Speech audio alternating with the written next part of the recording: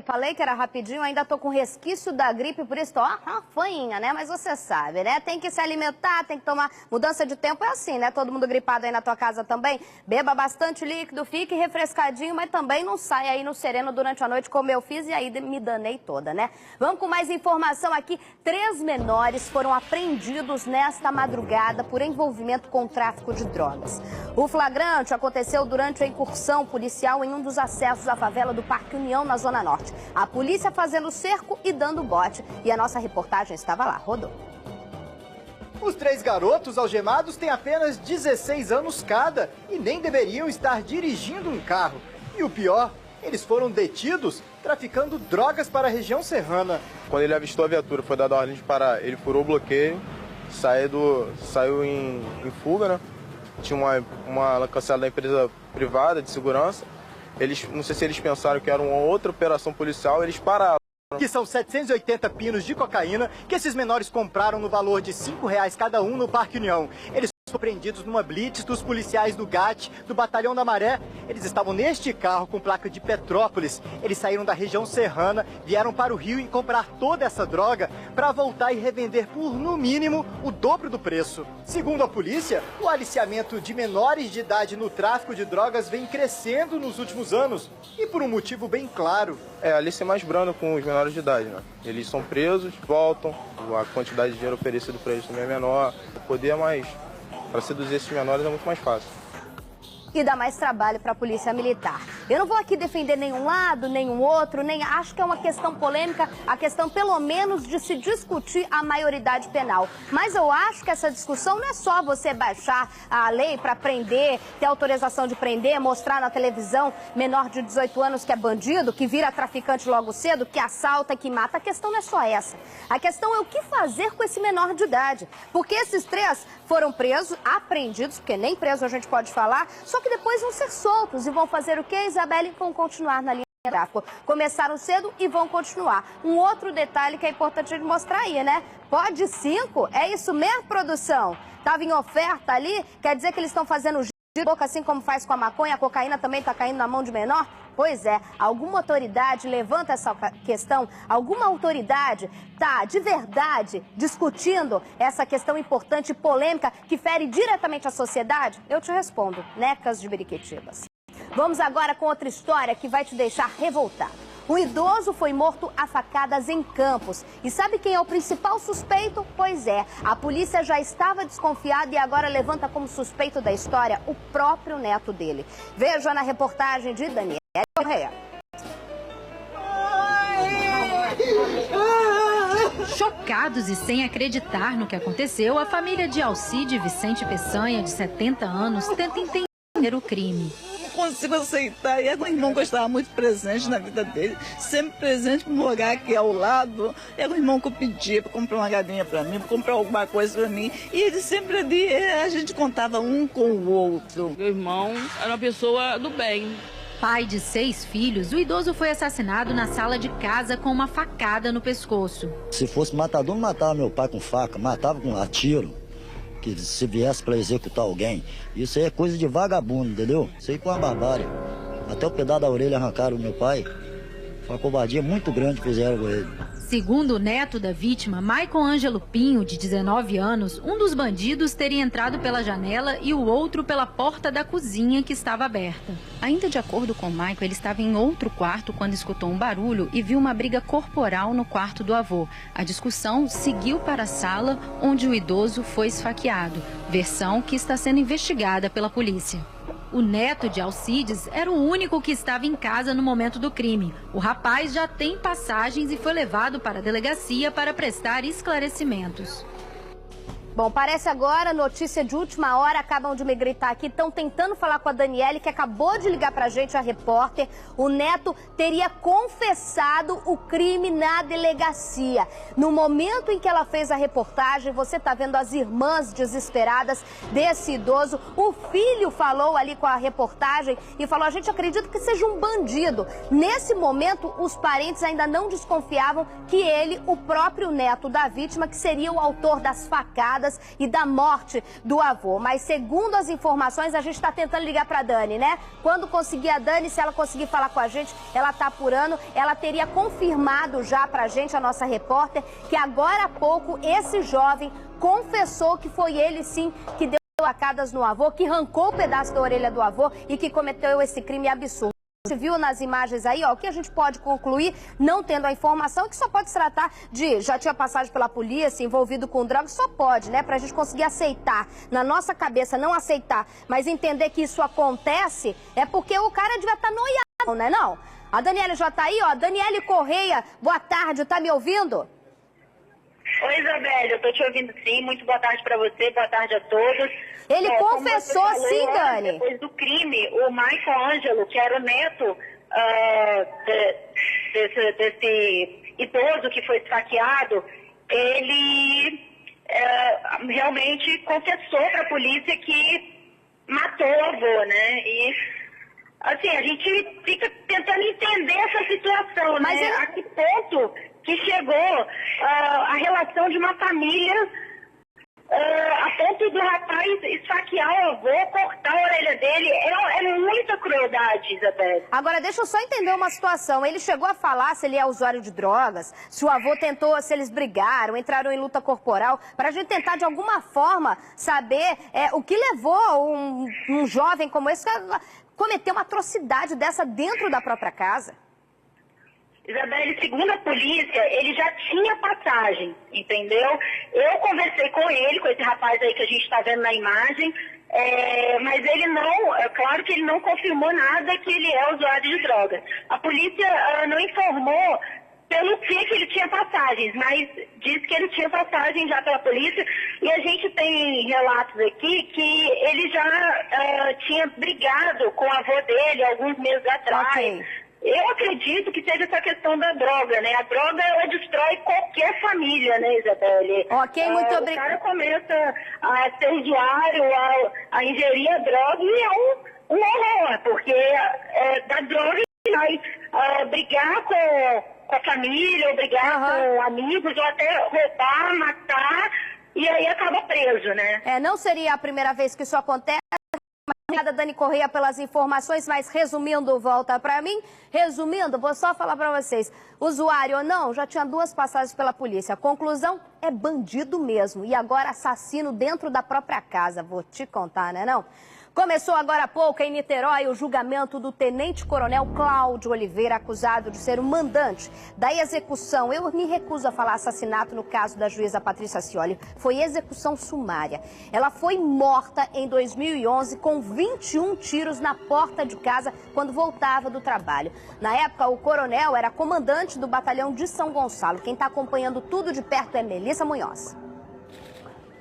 O coronel Cláudio Oliveira sentou no banco dos réus mais magro e algemado. A defesa chegou a apelar para que as algemas fossem retiradas, mas o Ministério Público negou o pedido, já que no último julgamento houve briga no plenário, quando o cinegrafista do SBT, o Cir Trivela, foi agredido com um soco pelo pai do tenente Benítez.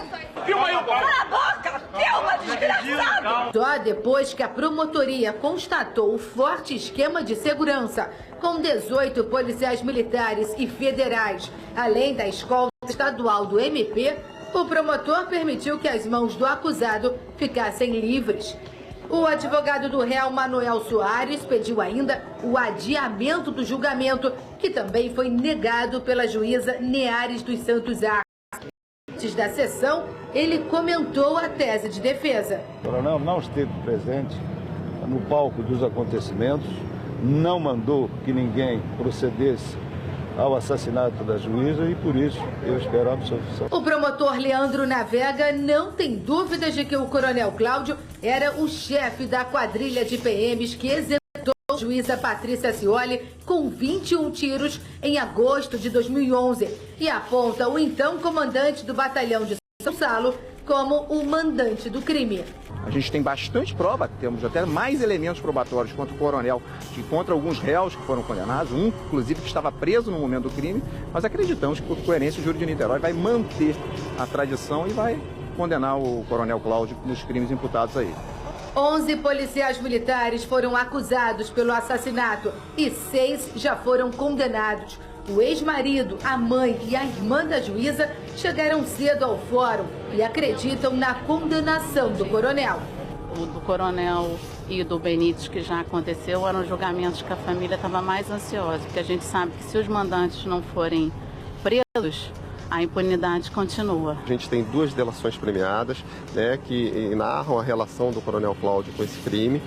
O processo está muito bem instruído e a gente tem muita tranquilidade da participação do coronel.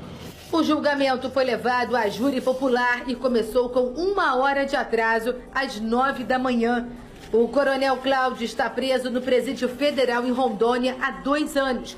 E responde por homicídio triplamente qualificado por motivo torpe e formação de quadrilha. Ao todo, 10 testemunhas, 5 de defesa e 5 de acusação, serão ouvidas ao longo de todo o dia. A previsão é de que o julgamento se estenda até às 10 horas da noite. Coloca a imagem do coronel Cláudio ali, por favor, a imagem dele. Realmente, eu entrevistei na época a mulher do coronel Cláudio, assim que ele foi preso, assim que ele foi levado lá para o norte do país, no presídio de segurança máxima.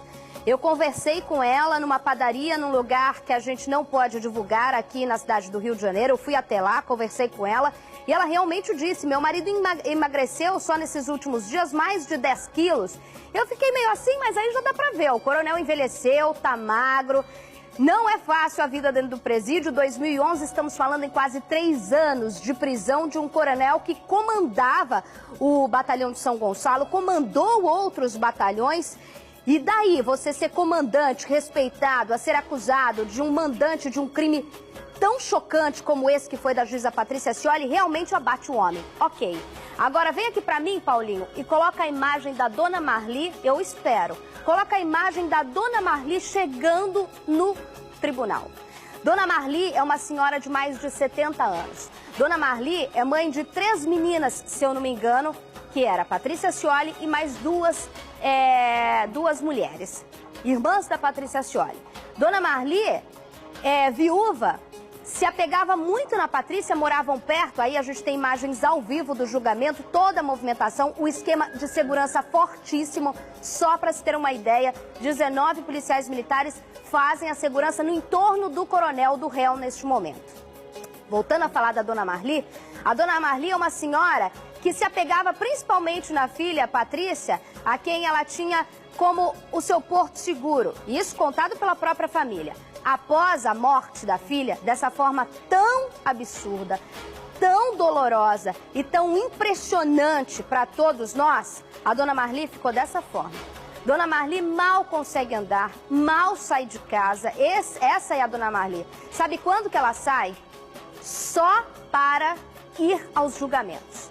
O Humberto Nascimento, nosso editor-chefe, é primo, único homem da família desse monte de mulher forte, como fazia parte a Patrícia. A Dona Marli só espera justiça. Ela faz questão de ir, apesar de todo problema de saúde, para ver justiça ser feita. Eu vou conversar agora, bota a imagem ao vivo lá do julgamento. Eu vou conversar agora com Melissa Munhoz. Melissa, vocês estão na parte de fora aí do julgamento. A sala fica logo após essa porta que a gente está vendo essa movimentação. Boa tarde. Isso, boa tarde, Isabelle. Nós estamos no corredor, a imprensa foi retirada ainda há pouco do plenário. Nós não pudemos acompanhar com imagens toda a sessão que começou às 9 horas da manhã. Então, atrás dessa porta, desse raio-x, a gente consegue acompanhar a movimentação lá dentro durante a sessão julgamento no plenário, Isabelle. Ele já foi ouvido, o coronel Cláudio, Mel?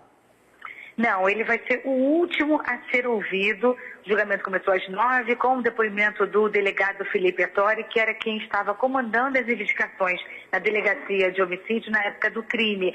Ele falou até agora há pouco, por volta de 10 para meio-dia, e aí está sendo ouvida agora a segunda testemunha de acusação, que é o promotor Paulo Roberto Melo Cunha, que foi quem trabalhou com a juíza no júri de São Gonçalo.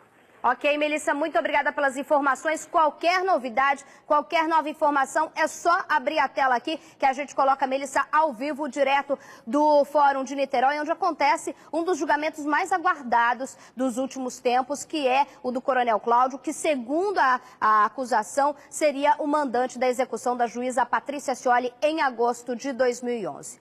E agora, justiça foi feita. Preste atenção nessa história. A polícia prendeu mãe acusada de matar gêmeas de 8 meses com chumbinho.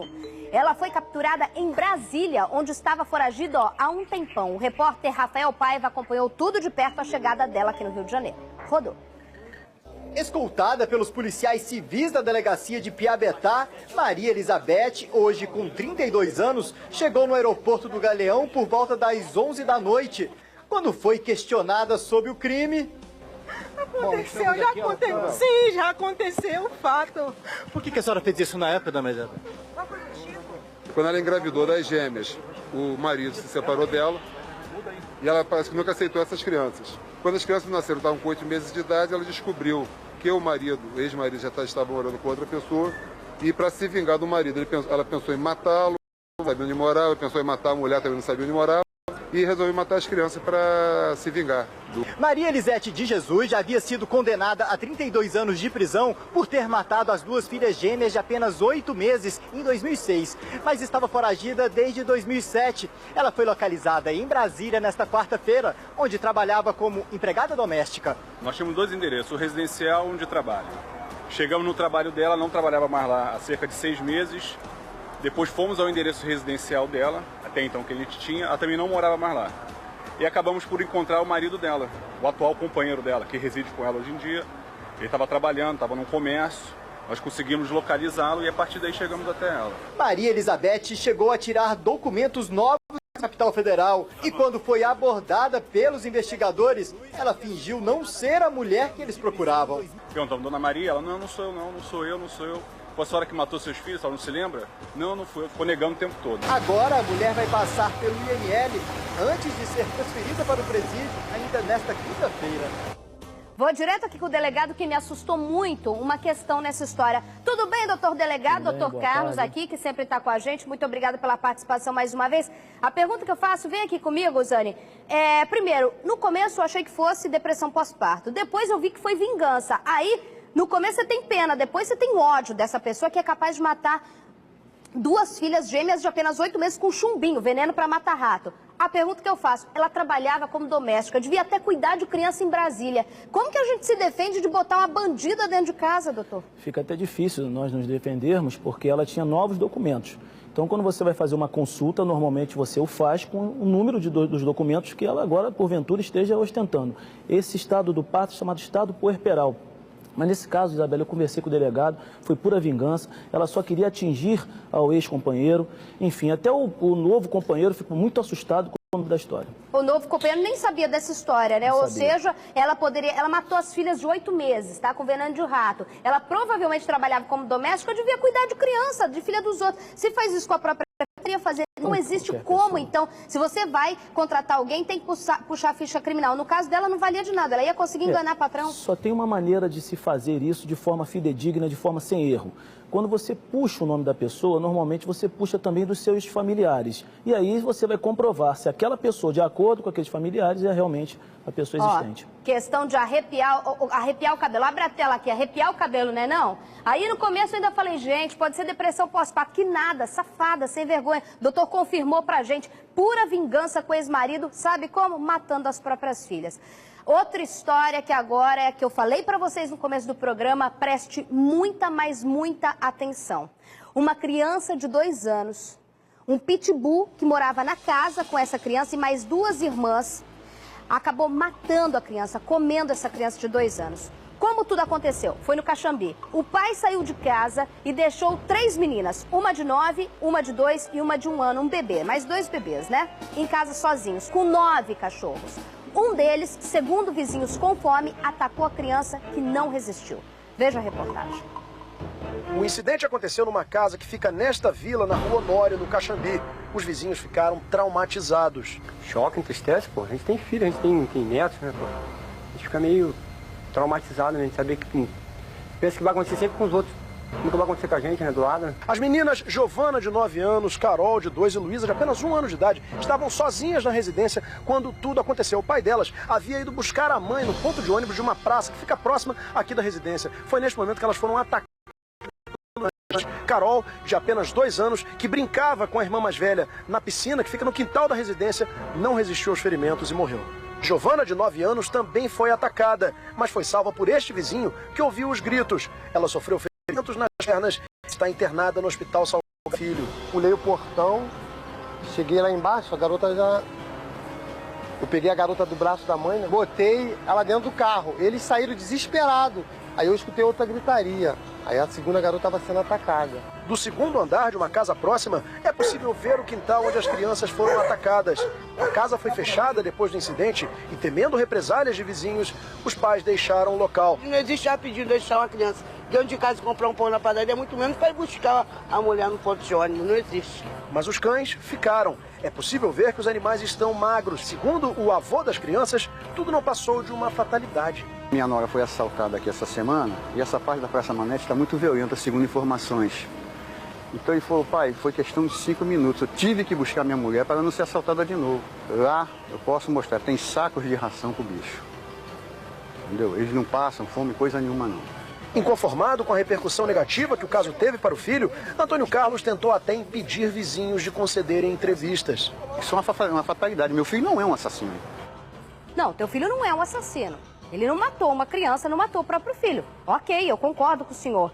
Agora, que no mínimo foi imprudência, foi falta de responsabilidade. Ah, isso foi, meu senhor. O que terminou foi a morte da tua neta, de 2 anos. Pelo amor de Deus. Sair para ir buscar a mulher no ponto de ônibus porque tinha assalto? Ok, cata as crianças, bota embaixo do braço, bota de 1 ano nesse braço, bota o outro. A de 9 anos não era responsável para ficar com ela sozinha dentro de casa? Porque se não pegou a de 9 anos, pegou uma no colo e a outra pegou o outro e foi pro ponto de ônibus? Por quê?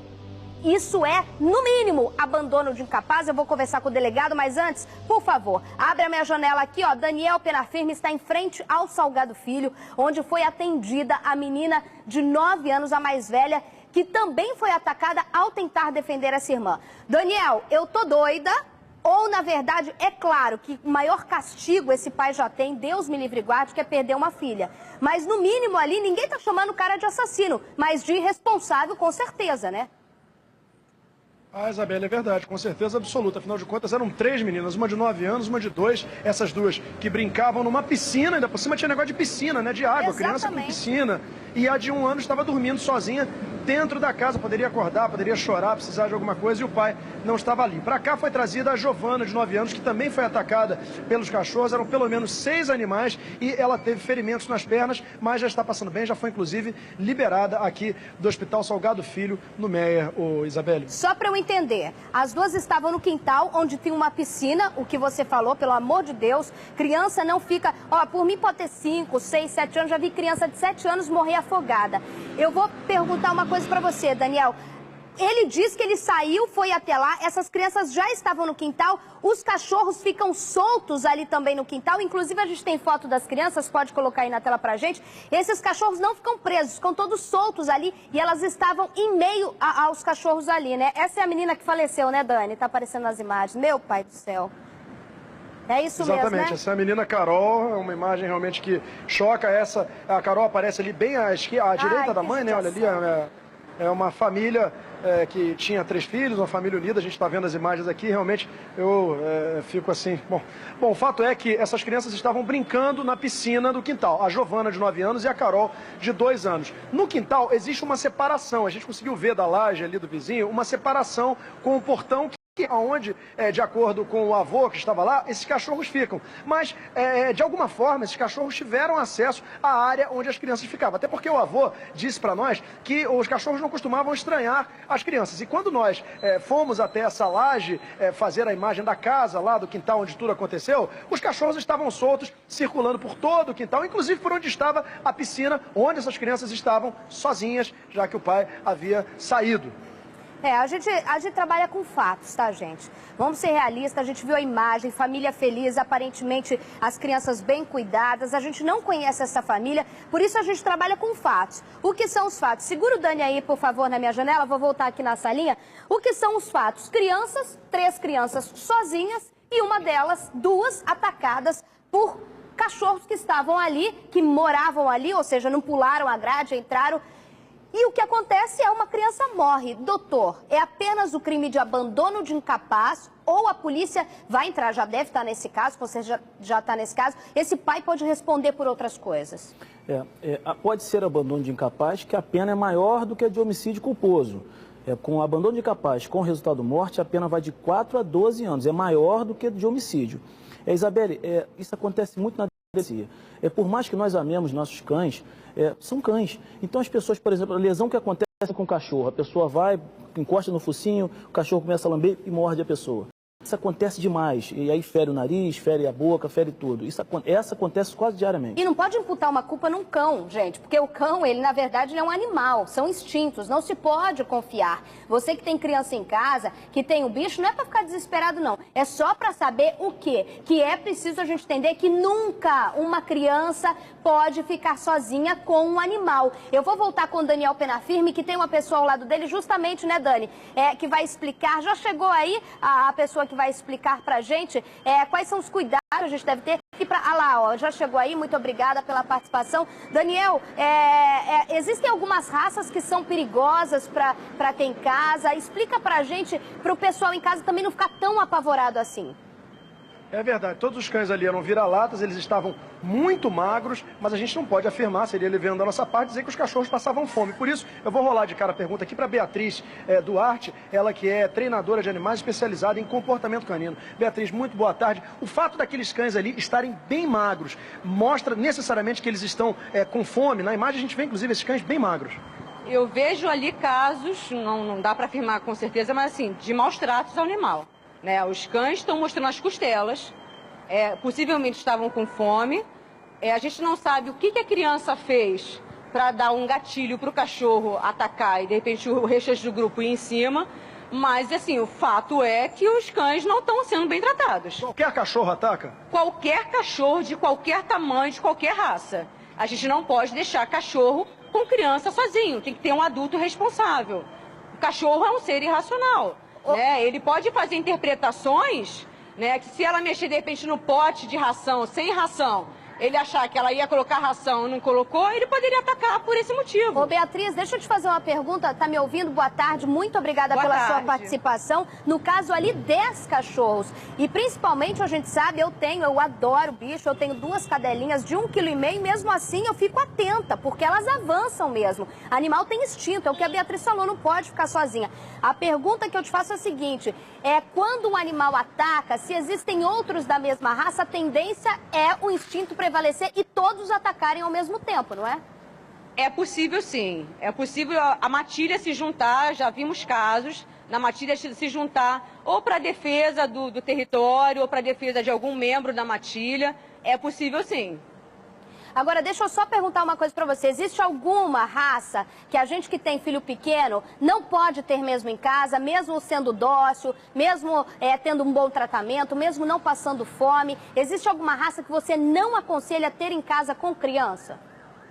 Não existe nenhuma raça, não. Eu conheço vários cães, conheço Pitbull, conheço Rottweiler, Corso, raças de guarda, que convivem muito bem com criança. O que falta nessa hora é as pessoas planejarem ter um cachorro desse, As pessoas têm que, antes de comprar um cachorro desse, adquirir, ver se os pais desses cachorros não têm problema de agressividade, Exercitar esses cachorros. Eu não creio que esses cachorros saiam de casa, Esses cachorros precisam ser socializados com a sociedade, precisam ser treinados a aprender a conviver em sociedade. Esses cachorros parecem ser isolados do mundo. Tá certo. Muito obrigada, Beatriz, pela participação. Obrigada, Daniel, pela reportagem, também as explicações aí. Oi, Dani, pode falar. Isabelle, uma última informação é que, de acordo com a Secretaria de Saúde, a menina Carol Cirino, de apenas 2 anos de idade, deu a entrada aqui no Hospital Salgado Filho, porque ela ainda foi socorrida, a menina ainda chegou a dar entrada aqui no hospital, mas acabou não resistindo e falecendo. Ela foi socorrida com várias mordidas pelo corpo e também sinais de afogamento. Agora é o exame de necrópsia que vai dizer se na verdade a causa da morte foi um afogamento provocado aí pelo ataque dos cães ou se foi o ataque dos cães em si que provocou essa morte. E o detalhe também é que agora há pouco estiveram lá na residência alguns veterinários da Secretaria Municipal de Proteção e Defesa dos Animais para constatar se esses animais realmente estavam com fome, se eles vinham sofrendo maus tratos, porque aí a família pode sofrer as consequências e esses animais podem ir parar na Suípa. Tá certo. Muito obrigada, Daniel Penafirme, pelas suas explicações. Falar para vocês, por mais que a gente fale aqui, a maior pena, né, doutor? Já esse pai e essa mãe já tiveram, se tiveram um momento de lapso, se deixaram. A gente não consegue nem explicar direito, mas a maior pena eles já tiveram, assim como as pessoas que esquecem os filhos dentro, às vezes sai para levar na creche, deixa o filho na cadeirinha dentro do carro, acaba acontecendo uma fatalidade, mas essa fatalidade aí não é só fatalidade. Se for, tudo bem, não queremos julgar aí o casal, mas pelo menos que houve irresponsabilidade, fico alerta para todos nós. Criança não pode ficar sozinha em casa, não pode não. Um oficial da Marinha acabou preso por cobrar a frequência de médicos na UPA de Madureira. Isso mesmo, ele fez o papel de cidadão e acabou atrás das grades. Dá para acreditar? Ele passou a fiscalizar o serviço depois que o filho dele ficou sem atendimento por falta de médico. As reclamações são muitas também em outras unidades. E você sabe que o SBT Rio é jornal na veia e foi lá. Com a filha doente, dona Joana correu a uma UPA, unidade de pronto atendimento, mas não havia pediatra. Eles falam que não tem. No ano passado, o Bruno teve o mesmo problema em outra UPA. O filho doente não foi atendido também por falta de pediatra e ele decidiu fiscalizar a unidade. Eu venho aqui 2 vezes por dia, né, 8 da manhã e 8 da noite, tiro a foto dos plantonistas e posto nas minhas redes sociais, para que as pessoas fiquem sabendo, né, as pessoas são minhas amigas, né, fiquem sabendo e não venham aqui à toa e passar o que eu passei. As fotos postadas das escalas em uma rede social mostram que a falta de médicos na UPA é frequente. A fiscalização parece ter incomodado quem trabalha aqui na UPA. Por 4 vezes, funcionários da unidade já chamaram a polícia, alegando que Bruno estaria perturbando a tranquilidade. Quem precisa de atendimento por aqui reclama. Muita mosca dentro do estabelecimento, falta de ar-condicionado. Não tem atendimento. Mandou procurar outro hospital. Não é só a falta de médicos que preocupa. De acordo com o presidente do Sindicato dos Médicos do Rio, as UPAs, que deveriam realizar apenas serviços de urgência e emergência, estão sendo usadas para internação de pacientes em estado grave. Quanto mais você retardar a ida desse paciente para uma unidade hospitalar, mais você está colocando em risco de morte esse paciente. As secretarias estadual e municipal de saúde do Rio não quiseram comentar a falta de médicos. Só o que me faltava agora, né não? O cidadão de bem que fiscaliza o direito dele e para atrás das grades. Parece até chacota, né? Vamos todo mundo se mobilizar. Falta cadeia se o pessoal começar a fiscalizar os direitos, né? Se o cidadão cobrar mesmo, vai faltar cadeia por aí. Atenção urgente, policiais da Draco e da Core realizam hoje de manhã, desde o começo da manhã, uma operação denominada Robin Hood, sabe onde? Nas favelas da Rocinha e no Vidigal, além de outros pontos no Rio de Janeiro. O objetivo é prender uma quadrilha que aplica o famoso golpe 171 na Zona Sul. Até um desembargador já foi vítima dos estelionatários. Veja na reportagem de Mônica Chagas.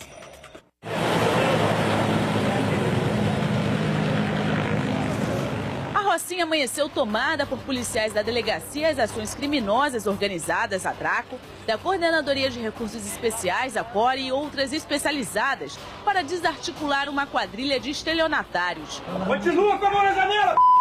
Adailton Gama Cabral foi preso em casa. Ele era responsável por encontrar as vítimas. Morador da Rocinha, Hugo Leonardo Gama dos Santos é apontado pela polícia como chefe da quadrilha, que movimentava cerca de R$50 mil por mês e agia há 3 anos. A maioria das vítimas é daqui da Zona Sul, entre eles um desembargador. Além da Rocinha, a operação acontece no Vidigal, Botafogo, outros bairros do Rio e também em Nilópolis. Ao todo, 16 mandados de prisão foram expedidos e 43 de busca e apreensão. Os agentes chegaram à casa de Hugo Leonardo, mas segundo os familiares, ele não mora mais no local. Segundo a polícia, um motoboy que fazia parte da quadrilha e trabalhava num estabelecimento comercial pegava o cheque do cliente e repassava o valor em dinheiro para a empresa. O cheque ia parar nas mãos de Adailton, que o adulterava. Segundo as investigações, Adailton é responsável por encontrar pessoas que deixavam usar a conta bancária para depositar o cheque extraviado em troca de comissão.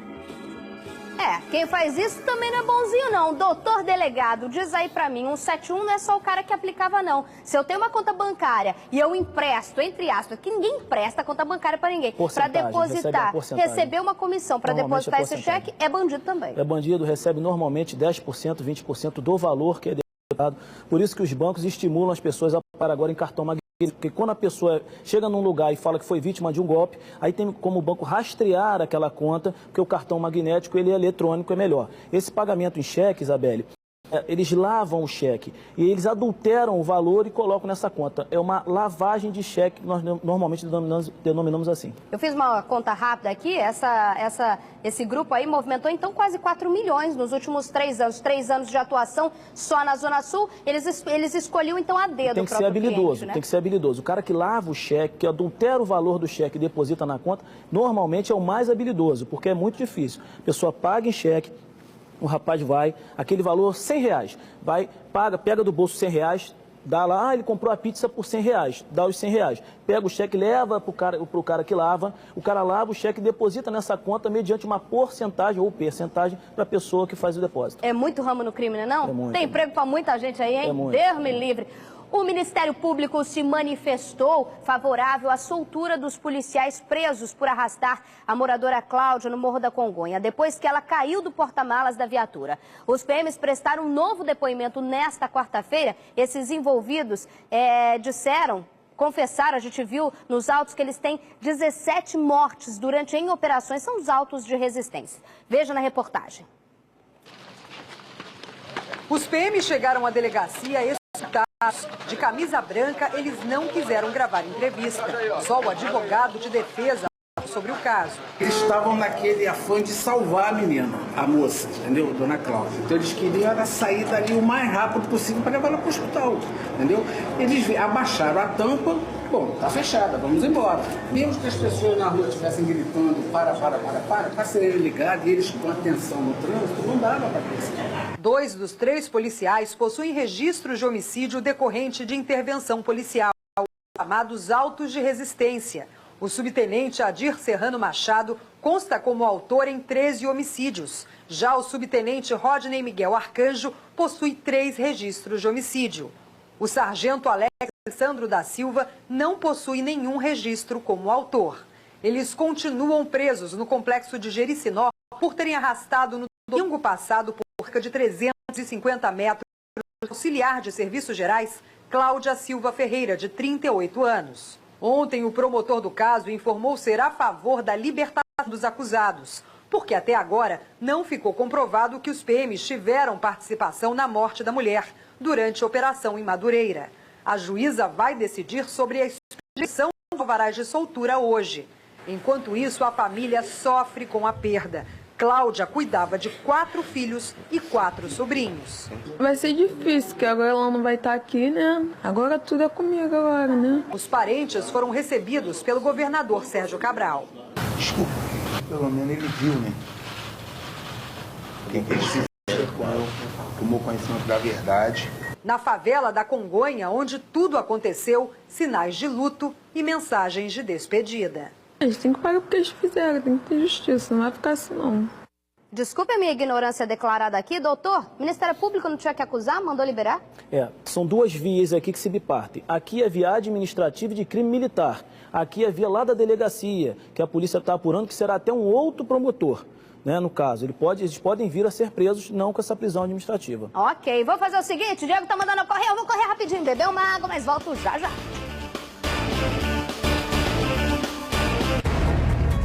Que já vão se casar. O garoto eu vou ver se botamos no internato ou que ele fique com os avós. A Helena tem que ser só minha. Por Ela Sou Eva. Nesta quinta, 4 da tarde, no SBT.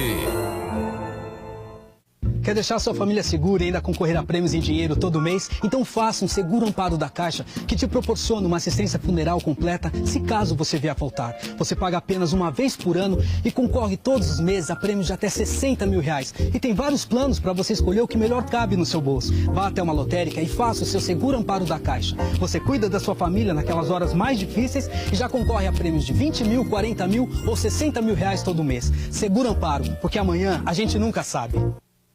Fenômeno, sucesso mundial. Yanni, com seu novo espetáculo. O lendário compositor, instrumentista e maestro, com seus músicos virtuosos e magníficos. Somente dia 27 de março, no Vivo Rio. Yanni, o melhor do mundo. Informações www.poladian.com.br ou 4003-1212. Uma realização Poladian Produções.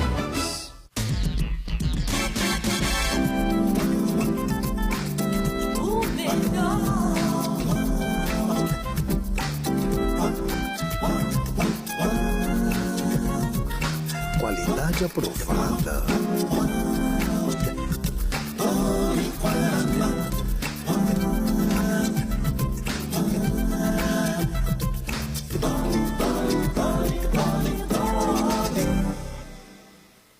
A Ricardo Eletro informa. Não compre TVs nesta quinta-feira, 20 de março. Não compre TVs em hipótese nenhuma. Caso contrário, você perderá dinheiro. Saiba tudo nesta quinta-noite. Ricardo Eletro. Agora, na Telecena, você pode raspar e ganhar um salário extra de 6 mil reais por mês durante um ano. Tem casa e mais 100 mil reais para você mudar de vida. Compre já a Telecena. Com ela, sua vida pode ser bem melhor. Quer deixar sua família segura e ainda concorrer a prêmios em dinheiro todo mês? Então faça um seguro amparo da Caixa que te proporciona uma assistência funeral completa se caso você vier a faltar. Você paga apenas uma vez por ano e concorre todos os meses a prêmios de até 60 mil reais. E tem vários planos para você escolher o que melhor cabe no seu bolso. Vá até uma lotérica e faça o seu seguro amparo da Caixa. Você cuida da sua família naquelas horas mais difíceis e já concorre a prêmios de 20 mil, 40 mil ou 60 mil reais todo mês. Seguro amparo, porque amanhã a gente nunca sabe. Matthew McConaughey, ele acabou de faturar o Oscar de melhor ator e está em Minhas Adoráveis Ex-Namoradas com Jennifer Garner e Michael Douglas. Tela de sucessos, nesta sexta, 11 da noite no SBT.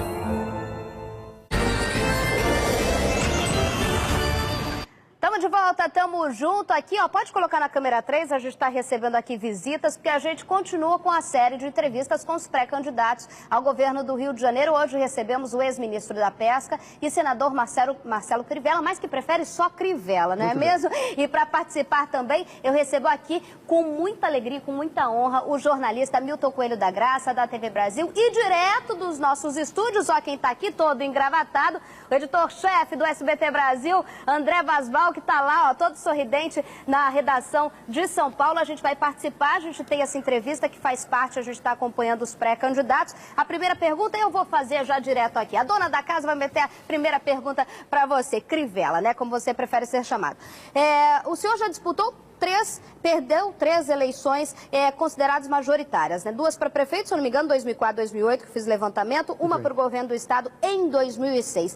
E em todas o senhor não conseguiu romper aquela barreira da rejeição. O senhor sempre começa lá nos 30%, encabeçando, depois vai e acaba perdendo, chega até o segundo turno e perde. O que acontece? O que o senhor espera que seja diferente? Como romper isso? Olha, só o tempo podia me ajudar. E eu precisava estar vivo para ver se ia chegar. De hoje ser no Rio de Janeiro o político que tem menor rejeição. No Rio de Janeiro, hoje, não tem nenhum político disputando o governo do estado que tenha menor rejeição que eu.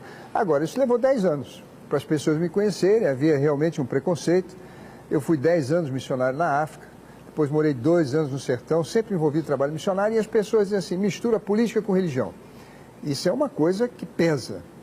Então, demorou 10 anos para esclarecer as coisas. 10 como senador, 2 como ministro. Hoje, no Rio de Janeiro, repito, sou político com a menor rejeição em todas as pesquisas. Nós temos 4 pesquisas que foram feitas. GPP, GERP, IBOP e Datafolha.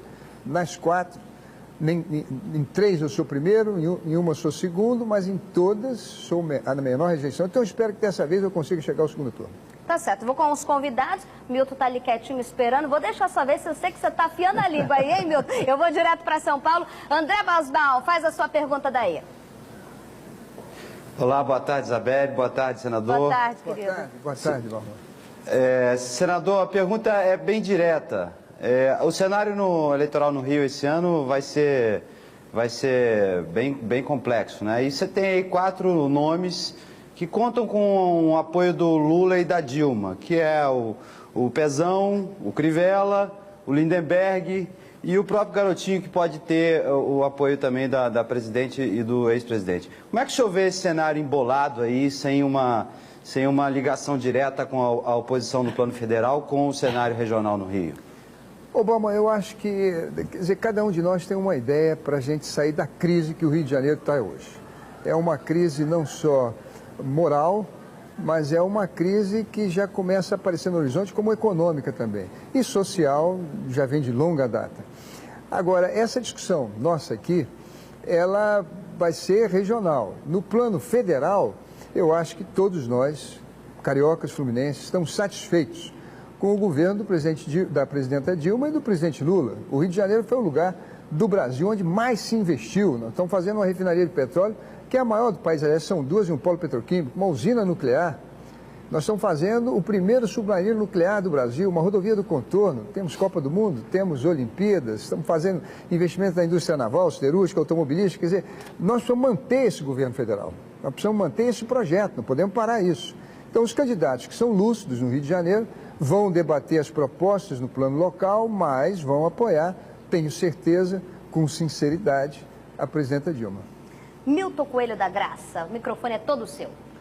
Olha, o que antes de mais nada, eu queria saber se a candidatura do Crivella, agora a governadora, é séria. Porque se um besouro passou por mim, Crivella, e me disse que isso é apenas um ensaio geral. A escola de samba faz sempre um belo ensaio antes do desfile lá na avenida. E os políticos, às vezes, também fazem isso. E me dizem que você mesmo está pensando, sonhando em ser prefeito do Rio, lá na eleição de 1916. Não, Coelho. Será que tem algum fundamento dessa coisa que passou por mim e falou isso? Não posso fazer isso. Porque, você imagina, um político como eu, que está na luta aí na rua há 10 anos. Eu sou primeiro na pesquisa do GERP, do IBOP, do GPP e segundo no Datafolha. Eu tenho um chamamento público. A situação do Rio hoje é tão grave que nenhum homem público com o mínimo de responsabilidade pode se ausentar.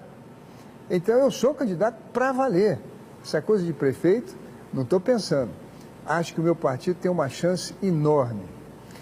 A rejeição dos outros candidatos é muito grande. A nossa é muito pequena. De tal maneira que, embora a gente não tenha muito tempo de televisão, nem muito fundo partidário, minhas campanhas sempre foram modestas, as chances agora e o chamamento do povo me obrigam a ser candidato, e eu serei com muito prazer. Já fui em condições muito mais adversas. Então, não deixarei de ser agora. Pegando carona já aqui no que o Milton falou, não posso deixar, né? Oi, Balma. Oi, Bosbal, só um minutinho. Eu queria só fazer uma pergunta aqui. Pegando já carona aí, e junto com o que o André falou, juntando as duas perguntas dos meus colegas, é o seguinte: já teve político que fez esse mesmo discurso e depois lá na frente falou, mas depois o cenário muda. A pergunta que eu quero te falar, diante desse embolo que o André falou, que a gente não tá vendo aí quem apoia quem, o senhor poderia sair vice de alguém aí, alguém que também é cotado aí para pré-candidato, como, por exemplo, o Lindenberg? Não, eu tenho o maior respeito pela candidatura do Lindenberg, acho que ele deve ser candidato, mas não há a menor chance. Quer dizer, hoje eu serei candidato ao governo do Rio de Janeiro e já tenho partidos que estão me apoiando, em breve vou anunciar, de tal maneira que não há a menor hipótese. Aliás, eu vou usar até a frase que a Dilma usou. Eu perguntei a ela o seguinte, antes de sair do Presidenta Dilma, eu vou lhe apoiar no Rio de Janeiro e queria o seu apoio, não é condicional. Então ela me disse, não há hipótese de eu não estar no seu palanque. E eu vou dizer também aqui, não há hipótese de eu não estar no meu palanque. Eu vou ser candidato. Ok, aí. Crivella. Oi. Pô, primeiro eu adorei que o senhor me chamou de Obama. Acho que eu vi, chamou você presidente dos Estados Unidos. Chamei me senti importante, Desculpa, senador, só uma brincadeira. Eu queria fazer uma pergunta sobre o Programa de Segurança Pública do Rio de Janeiro. O Rio de Janeiro viveu uma transformação muito grande nessa área de segurança pública nos últimos anos. Não dá para dizer que em alguma medida não deu certo. Você conseguiu tirar o armamento pesado da arma de bandidos de várias comunidades importantes e de repente ali a popularidade do governador Sérgio Cabral se desmanchou, tudo parecia que tinha virado pó. Como é que o senhor avalia o programa de segurança pública da Polícia Pacificadora e o que o senhor acha que poderia mudar e o que o senhor acha que tem que ser feito? Eu acho que o caminho é esse mesmo. Nós precisamos retomar os territórios que estavam dominados pelo tráfico. Agora, isso não pode ser uma guerra só local. Eu, como senador, fui autor de uma lei muito importante que dá poder de polícia ao Exército nas fronteiras. Aqui no Rio de Janeiro, os telespectadores que estão nos assistindo, os vizinhos aqui do SBT em São Cristóvão, já notaram que vários quartéis fecharam, foram removidos para a fronteira.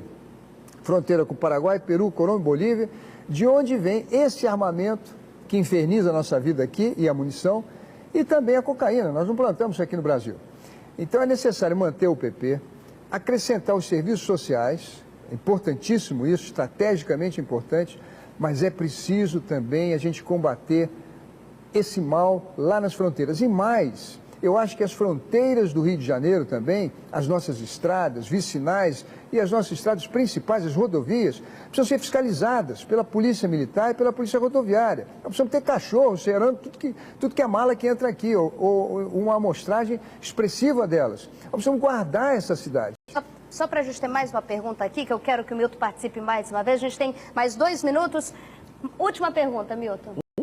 Passou rápido. Mas depois a gente tem 20 minutos para colocar na internet. Não, é o seguinte, eu fiquei um pouco assustado que os 4 candidatos que o Crivella mencionou, todos apoiam também a candidata Dilma Rousseff à presidência. Mas ele parece que nem cogita de candidatos ligados aos outros 2 candidatos presidenciais. Você acha que eles não vão apresentar? Eu falei dos os 4 primeiros... Ou está achando eles mais 2 aí também? 1 minuto, Crivella. Olha, eu falei dos 4 primeiros da pesquisa, mas há outros que vão apoiar Eduardo Campos e vão apoiar o Aécio. Mas eu acho que o povo do Rio de Janeiro, aliás, as pesquisas mostram isso, o povo é Lula, o povo é Dilma, por todos os investimentos que foram feitos aqui.